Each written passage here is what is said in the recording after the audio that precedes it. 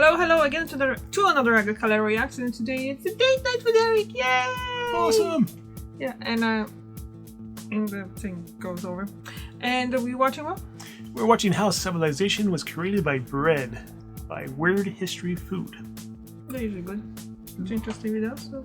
It's a food video, can't complain. Yeah, well, Eric loves those. I love them. They're awesome. Alright, let's just start it. The history of bread might not sound like the most exciting topic in the universe, because bread has always been there for us. But bread just might be responsible for civilization as we know it. And the act of making bread has been bringing people together for thousands of years, from Mesopotamia to the TikTok generation. So, today we're getting a rise out of the history of bread. But before we get started, be sure to subscribe to the Weird History Foods channel. After that, please leave a comment and let us know what other foods you would like to hear about. Alright, time to stop loafing. We don't know who exactly invented bread. However, there is evidence that humans from Europe to Australia have been grinding grain for at least 32,000 years. So whoever was first, they likely drove the same model car as Fred Flintstone. We also don't know exactly when humanity jumped from grinding grain to making bread, but we were certainly doing it by the Epipaleolithic era, roughly 14,000 years ago. The earliest known bread makers were a Levantine society known as the Natufians. They made a pita-like flatbread from wild plant roots, wild wheat, and wild barley. The Natufians were a little ahead of their time, but by about 10,000 years ago, bread was being made by mixing crushed grain with water, then laying the dough on heated rocks, and covering it with hot ash. This was right about the same time people were beginning to first domesticate modern wheat in the Fertile Crescent. While it was long believed the development of agriculture led to the creation of bread, it actually now seems more likely that the creation of bread led to the development of agriculture. Okay, we get it. Bread is a big deal. It does not need to be so smug about it. The domestication of wheat spread from Mesopotamia throughout the world, and with it, civilization. There's evidence of bread consumption in places like Turkey and Europe as early as 9000 BCE. By 8000 BCE, the Egyptians had developed an unleavened bread similar to a modern Mexican tortilla, lending credence to the theory that the pyramids of Giza may have had Taco Bells inside them. Later, Egyptian bread became lighter and fluffier after they realized that letting wheat dough ferment would produce gases that turned a flatbread into a loaf. The Egyptians liked bread so much that, along with beer, they essentially used it as currency until they switched to coins in the first millennium BCE. They were also among the first to develop baking ovens. Speaking of which, the people of the Indus Valley, located in modern-day India and Pakistan, were making bread in vertical clay ovens, sometimes called tanur, tandoor, or tandir, as early as 5,000 years ago. Still in use today, these vertical ovens are akin to fireplaces, with heated walls and a hole that functions as a chimney and can reach temperatures of 900 degrees Fahrenheit. The Greeks were also innovators in the area of bread ovens, and as far as anyone could tell, they were the first culture to hit on the now ubiquitous configuration of a freestanding oven that could be preheated and has an access door. Just think if they had patented that. Although various forms of leavening have been used in bread going back 9,000 years, the semi-permanent pairing of bread with domesticated yeast is generally agreed to not have happened until around 1000 BCE. But no one really knows who did it first. Some think it happened in Mesopotamia, some think it was the Romans, or the Egyptians, and there's always the possibility of parallel thought, meaning they all came up with it on their own at around the same time. Whatever the case, in classical times, leavening was most commonly accomplished by using a leftover piece of dough from the last batch, which would have contained sugar and water, as a starter for sourdough. And thanks to regular Weird History contributor Pliny the Elder, we know that the Gauls and the Iberians produced a lighter kind of bread than other peoples by infusing the dough with foam skimmed off beer. Bread and beer have long been noted to contain the same ingredients, grain, yeast, and water, albeit in different proportions. Some have even theorized that Egyptians may have made beer by first making yeasted bread and then fermenting it in water. After all, at the end of the day, beer is really just a liquid bread that gets you drunk. Imagine pulling up to the food court, Sbarro. getting a plate full of food, and then sitting down Italian to food. quietly Okay. eat Get both pizza, the pasta. meal and the tray Meatballs like came this on. big. Well, in Europe, wooden dinnerware didn't actually come along until around the 15th century. So back in the Middle Ages, part of the table service would typically include something called a trencher. A trencher was, well, a big stale piece of bread. And by big, we mean roughly 6 inches by 4. The trencher served as an absorbent plate or bowl to serve and eat off of. And when times were tough, or you just generally didn't feel like doing dishes, you could finish up your meal by eating your trencher, or tossing it to the family dog. Either way, no muss, no fuss. During the Middle Ages, white bread made from wheat was considered the good stuff. But just like today, most people weren't rich, so ye average Joe probably ate a darker bread made from oats or rye. This was sometimes spiced up a bit with the addition of things like chestnuts, lentils, acorns, rice, or peas. Acorns. Maslin, a loaf of bread made from blended rye and wheat flour, was also common. Acorns optional. The Industrial Revolution is generally considered to have occurred between 1760 and 1840, but it would take until the early 20th century for it to really kick the bread business into high gear. In 1912, for example, an American inventor named Otto Frederick Rohvetter came up with a prototype for a machine that would slice bread. Speaking of which, ever hear someone call something the greatest thing since sliced bread, and wonder how that got to be the standard against which all human inventions are I mean, now I hear judged? that, but it's Turns only out, like in I don't think there's something like that in Polish. I hear it only after I moved to Ireland.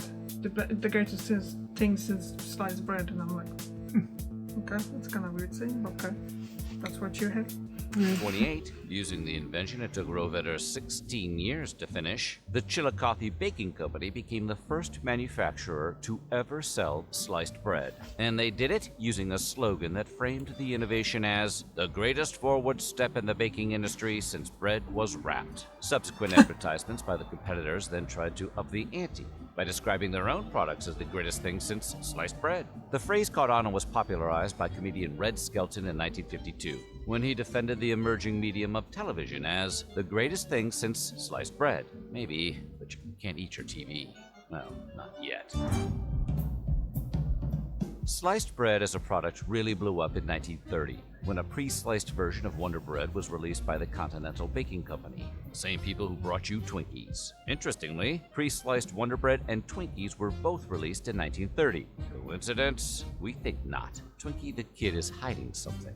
Continental promoted the heck out of Wonder Bread, and people loved it, quickly making it, and sliced bread in Did you ever general, have a Wonder staple Bread? in supermarkets across America. Everything was Expensive, going though. great, until sliced What's bread a found Wonder itself up Bread? against its greatest foe. It's full of and vitamins. everyone else's for that matter, Adolf It's, Hitler. their slogan in was like something like, 1942, at the healthy as outset wheat, of the but tastes like US's white. involvement in World War The II, wheat bread's healthy, and white bread is delicious. So it's a White combination. bread is wheat. Well, wheat as in like a brown bread, Okay, so wholemeal. something like that. Yeah. It's So the you white get bread, the but best it's of both supposed to worlds. be like a wholemeal bread, so brown bread. Yeah. Okay. Okay. rationing important products and materials, like gasoline, rubber, and sugar, became a priority back on the home front. Then in 1943, the selling of sliced bread was declared illegal by Claude R. Wickard, the Secretary of Agriculture and head of the War Foods Administration. How did banning sliced bread help the war effort? Wickard figured it would help conserve wax paper, which was used to wrap sliced bread to keep it fresh. He also had his eye on the metal that would be used to build new slicers, and arguably even the sugar in the bread itself. The de facto ban did not go over well. According to Time magazine in February of that year, to U.S. housewives, it was almost as bad as gas rationing, and a whale of a lot more trouble. One agitated woman even wrote the New York Times to explain how important sliced bread was to the morale and saneness of a household. And anyone can understand their lament. Can you imagine having to cut this damn thing yourself? To placate the Beard like mobs, that? New York Mayor Anyone have a beard like Fiorello that?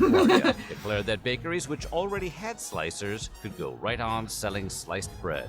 Of course, all the bakers who didn't have slicers were now being told it was illegal to buy them, effectively putting them out of business. The government quickly realized their ban was the worst thing since unsliced bread, and pulled the plug on it after just over a month.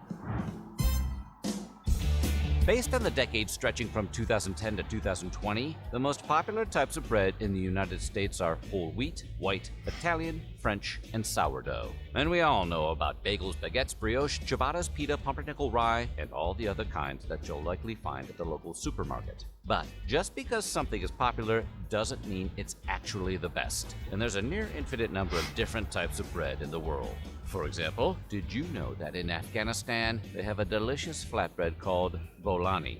Flavored with scallions and fresh herbs, its dough is baked with layers of filling made from things like potatoes, spinach, or lentils. And El Salvadorian pupusas in grilled cornbread, usually wrapped around a filling of pork, beans, or cheese. It's flatbread, just like Norwegian lefse, but lefse is potato bread usually served with butter, cinnamon, and sugar. And it was a favorite of the Vikings, especially Fran Tarkenton. Meanwhile, Navajo fry bread is a symbol of perseverance to their nation. It's made from white flour, lard, and sugar, which were the same government-provided resources the Navajo had to rely on to survive after being forced out of Arizona and resettled. And Australian damper bread can be made from just water, flour, and salt, although more modern recipes often include things like butter, milk, and some extra form of leavening. It can be cooked directly in a cast iron pan or even on a stick. As you probably remember, way back in March of 2020, the United States went into lockdown due to that whole pandemic thing. With nowhere to go and nothing to do, many Americans turned to taking up hobbies, and one of the most popular was bread making. Why bread making? Well, some people claimed that it gave them a sense of control during a crisis. Others found it to be fulfilling and relaxing during a tense and uncertain time. And still others just needed something to do. Whatever the reason, bread making became such a popular hobby, flour mills couldn't keep up with the demand. And then yeast became more scarce than tickets to the Eras Tour. As a result, everyone started making sourdough, and it must have made an impression, because based on recent TikTok trends, bread making is on the rise all over again. Maybe people are nostalgic for lockdown, or maybe it's just a pleasant hobby. Or maybe, as history teaches us, making bread is just a fundamental part of being human. Hey, anyone else thinking about buying stock in Wonder Bread? So what do you think? What's your bread of choice? And have you ever... Okay. I don't know. So you had the Wonder Bread? Yeah, a long time ago. As a kid. But I don't like the bread now that's prepackaged, pre-baked. Since we have a bread maker, it's the best French bread. bread, yeah. It's always kind of like that. Best bread ever. It's nicer. You know what's in it. And it's fresh. Yeah. It's not. It's today's bread today. Yeast, flour, water, and salt. That's it. Well, depending on the recipe, but Yeah, the basic one. We do like bread in this household. we do. I'm working with bread pretty much every day, so I don't really eat that much at home, but still, it's nice to have fresh bread. Indeed. Anything else? No, that's about it. Did you learn something new? Kinda, yeah. Kinda, yeah. Yeah. Always learn something new. Thank you very much for watching. You see Eric next week, and you'll see me tomorrow. Bye.